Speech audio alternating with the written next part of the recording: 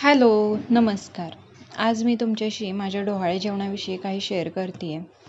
कधीकधी ना आयुष्यात आपल्याला जे हरवलं आहे ते देव परतही देतो, पण वेगळ्या रूपात. मी एक अनाथ मुलगी आहे हे तर तुम्हाला माहीतच आहे. लहानपणापासून मला प्रेमाची, आपुलकीची, आधाराची खूप आस होती, पण आयुष्याने शिकवलं, आपले म्हणून असणारे नेहमी आपले नसतात आणि परके म्हणून भेटलेले कधीकधी सर्वात जास्त जवळचे होतात. जशा की विद्याताई. त्यांनीच माझ्यासाठी डोहाळे जेवण ठेवलं होतं. खूप छान साडी घेतली होती त्यांनी माझ्यासाठी.